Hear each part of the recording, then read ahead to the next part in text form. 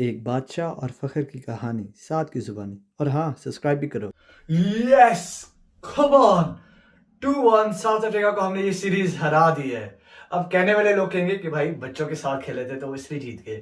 भाई साडा कसूर है इसमें, उनका घाटा, हमारा कुछ नहीं जाता, क्योंकि उन्होंने बच्चे खिलाए हैं, क्योंकि उनको पैसे और आईपीएल का शशके थे। खैर जो भी हुआ, पाकिस्तान 2-1 ये सीरीज जीत गए और साउथ अफ्रीका में 2013 के बाद अब 2021 में, पहले मिसबाह उल हक की कैप्टनसी में जीते थे और आज उसकी कोचिंग और बाबर की कैप्टनसी में ये सीरीज जीते हैं। साउथ अफ्रीका को साउथ अफ्रीका में हराना कोई आसान बात नहीं है। तो मुबारक हो सबको, कंग्रेचुलेशन पाकिस्तान टीम और आप सबको कि ये वनडे सीरीज हम लोग जीत गए हैं। खुशी भी बहुत है, लेकिन इसमें एनालिसिस करेंगे सीरीज के पॉजिटिव्स और नेगेटिव्स का, आज की मैच की सिलेक्शन पे और ओवरऑल मैच पे भी। तो शुरू करते हैं कि मैच में क्या हुआ। सबसे पहले क्रेडिट देना पड़ेगा दोबारा फखर जमान को। दोबारा 100 की और बड़ा तगड़ा 100 किया और एक अच्छी बेस बनाई इमाम के साथ कि ताकि नीचे वाले बैट्समैन इस पे फायदा उठा सके। बड़ा ही प्यारा 100, back to back centuries. So congratulation Fakhar. इसकी बेस्ट चीज जो फखर ने की है, अपनी ऑफ साइड की गेम बहुत इंप्रूव कर दी है। बैट जैसे उसका बंद होता था, अब कवर ड्राइव्स मारना आसान हो गया। कट और पुल तो पहले भी अच्छा मारता था, लेकिन वो जो कवर ड्राइव वाला एरिया खुल गया, उसमें उसको खुद कॉन्फिडेंस आ गया कि वो लंबी इनिंग्स खेल सकता है। तो फखर का जो कमबैक हुआ है, brilliant comeback, and that's so good for Pakistan, not just for the one-days but also for the T20s, क्योंकि T20 में भी फखर जमान आ गया है। यानी शजील भाई साइड पे हो जाओ, साइड पे हो जाओ। खैर दोबारा फोकस करते हैं। उसके बाद बाबर ने क्या ब्रिलियंट नॉक खेली है, बड़ी कैलकुलेटेड नॉक थी। बाबर के हिसाब से 94 रन अच्छे तगड़े किए, क्योंकि दूसरी साइड से कोलैप्स हो ही जा रहा था। 34th ओवर में 201 या 206 का स्कोर था और 45th ओवर में पाकिस्तान ने सिर्फ 260 ऑड स्कोर किया हुआ था। 63 रन पे 5 विकेटें गिर चुकी हुई थी एट द बैक एंड, और इससे ओवरऑल टोटल को बहुत नुकसान था, क्योंकि 300 प्लस करना बहुत जरूरी था इस विकेट पे। दुख ये हुआ कि माकरम जैसे पार्ट टाइम बॉलर पे चार्ज नहीं किया, अटैक नहीं किया। सिर्फ जब हसन अली आया एंड पे, उसने दिखाया कि पार्ट टाइम स्पिनर्स को कैसे मारते हैं, और उसकी 11 बॉलों पे 32 वाली नॉक की वजह से ही पाकिस्तान का स्कोर 320 हुआ। बाबर की नॉक पे लोग कहेंगे कि स्ट्राइक रेट कम था, बहुत लेट स्टार्ट किया, मानना।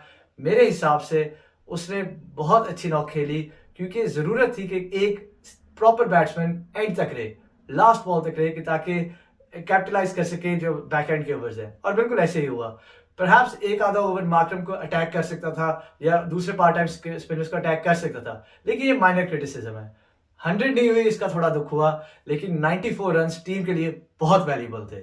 ये एक 100 के मुताबिक ही रन है।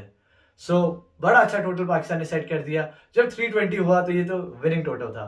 हसन अली की नॉक से कंपेटिटिव टोटल एक विनिंग टोटल बन गया। जहां तक बॉलिंग की बात है, तो बॉलिंग की क्या ही बात है। 2 स्पिनर खिलाए। उस्मान कादिर एक बहुत अच्छी फाइंड है पाकिस्तान के लिए, एक प्रॉपर लेग स्पिनर नजर आता है। Flipper, googly, leg spin, control आएगा टाइम के साथ, कंसिस्टेंट खेलने के साथ, लेकिन जो वेरिएशंस दिखाता है बहुत ही कमाल की है। तो T20s में ये और नजर आएगा, क्योंकि शादाब खान तो अनफॉर्चुनेटली अनफिट हो गया, तो वो वाइस कैप्टन वाला इशू साइड पे हो गया। उसके साथ साथ नवाज की भी इंक्लूजन थी। इस पे मेरे हिसाब से दानिश खेल सकता था, एक और ट्राई करनी चाहिए थी, लेकिन नवाज ने बहुत अच्छी परफॉर्मेंस दी बॉलिंग के साथ। 3 क्रूशल विकेटें मिडिल फेज में, जो पाकिस्तान को मसला हो रहा था विकेट्स का, आज ये स्पिन डियो ने ये मसला हल कर दिया और south Africa almost down and out थी। कैप्टनसी की बात करें तो बाबर आजम की थोड़ी सी गलतियां मुझे नजर आई। जहां स्पिनर्स ने, मार्करम ने 10 ओवर कराए 48 रन लेके, वहां हमारे स्पिनर्स ने पूरे अलॉटेड ओवर्स नहीं कराए। उस्मान कादिर ने सिर्फ 9 ओवर्स कराए और नवाज जो 3 विकेट ले चुका था उसे सिर्फ 7 ओवर्स कराए।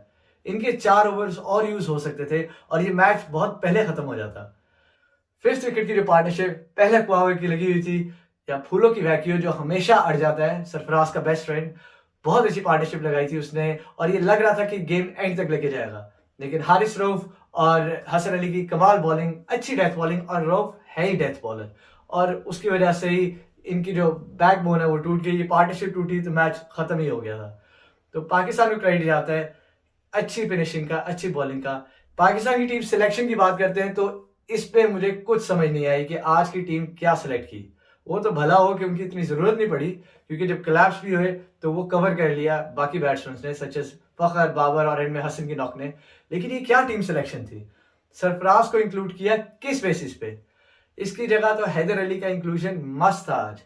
चलो हैदर परफॉर्म करे ना करे, T20s में हैदर ने खेलना है और हैदर को एक्सपीरियंस मिलता है कि साउथ अफ्रीकन कंडीशन में कैसे खेला जाता है।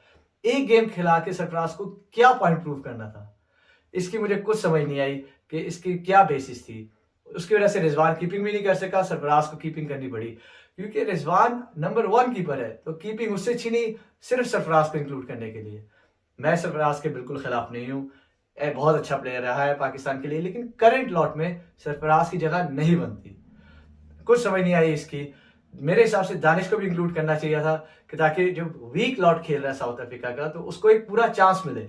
लेकिन मेरा ख्याल है रिवर्स साइकोलॉजी है हमारे थिंक टैंक की और टीम सिलेक्शन की, क्योंकि लगता है ऐसे है कि जब अच्छे bowler such as Nokia, giddy और रबाडा खेल रहे हैं जो 150 टच कर रहे हैं, उसमें तो हमने डेब्यूटेंट को खिलाना है। लेकिन जहाँ वीक बॉलिंग लाइनअप है वहाँ हमने नवाज और सरफराज को चांस देना है कि वो अपना एक्सपीरियंस शो कर सके। ये रिवर्स साइकोलॉजी मुझे बिल्कुल समझ नहीं आई, मेरा नहीं ख्याल उनको भी समझ नहीं आई। और अगर आज ये मैच हार जाते तो सिलेक्शन पे तो बहुत क्वेश्चन उठते। खैर मैच जीत गए, मूड अच्छा है। विनिंग में भी लर्निंग बहुत होती है, तो सीखना चाहिए। बाबर को कैप्टनसी के फ्लॉज पे रिफ्लेक्ट करना चाहिए कि कैसे बॉलर्स को बेहतर यूटिलाइज किया जा सकता था। But win is a win, इसलिए मूड तो बहुत ही अच्छा है। अब बात करते हैं सीरीज की। ओवरऑल सीरीज में पॉजिटिव्स क्या थे? फखर जमान का कमबैक फॉर्म एक्सट्रीमली सबसे बड़ा पॉजिटिव, सिर्फ इस सीरीज के लिए नहीं बल्कि जो T20 का वर्ल्ड कप है उसके लिए बहुत ही खुशाइन बात है that he is in such a good form and we will need an opener with that sort of aggressive attitude who can bat in a very short period of time with a high strike rate when required in T20s. So that's such a good sign for Pakistan cricket. और शर्जील का तो आपको पता है मेरा क्या view है उस पर, तो वो वाली कहानी भी शायद ख़त्म हो जाए। उसके साथ साथ बाबर आजम की बैक टू बैक फॉर्म में जो परफॉर्मेंस नज़र आई वो इनक्रेडिबल थी।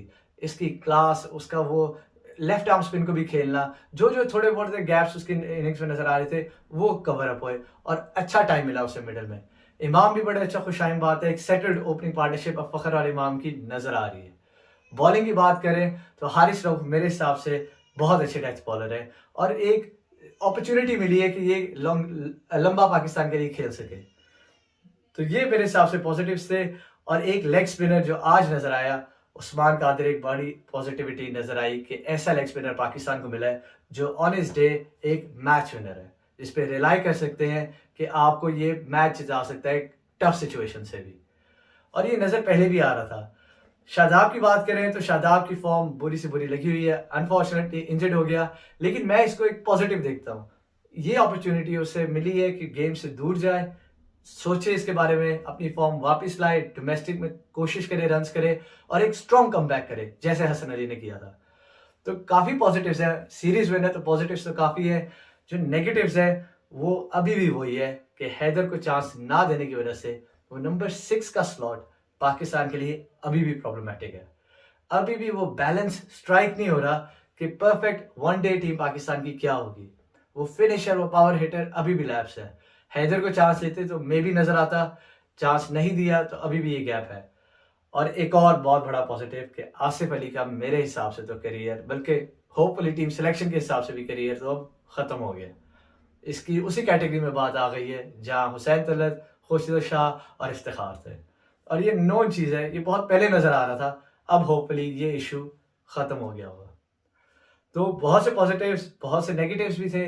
बाबर की कैप्टनसी की बात करें तो रूम फॉर इम्प्रूवमेंट है और ये करेगा इम्प्रूव। और एक लर्निंग पॉइंट ये भी है कि टीम सिलेक्शन को सोचना पड़ेगा कि हारिस सुहेल वनडे इंटरनेशनल से क्यों एक्सक्लूड हुए। बड़ा क्लियर एविडेंट है कि पाकिस्तान को बाबर के साथ एक और बैट्समैन चाहिए जो फर्म फाउंडेशन मिडिल ऑर्डर में नजर आए कि सॉलिड बैट्समैन है। हारिस सुहेल वनडे इंटरनेशनल में तो बहुत अच्छा प्लेयर था, अनफॉर्चुनेटली टेस्ट की वजह से उसे ओडीआई से निकाला गया, इसकी मुझे समझ नहीं आई। तो नेगेटिव्स में मैं इसको भी ऐड करूंगा कि हारिस सुहेल की इंक्लूजन अगर होती तो शायद और बेहतर परफॉर्मेंस होती। एक और पॉजिटिव बात यह है कि कैप्टनसी से बाबर की बैटिंग को कोई असर नहीं पड़ा। इनफैक्ट अगर कुछ हुआ है तो बैटिंग और इम्प्रूव ही हुई है कैप्टनसी के बोझ के साथ। कैप्टनसी बेहतर हो सकती है लेकिन बैटिंग फ्लॉलेस और क्लासी अभी भी है।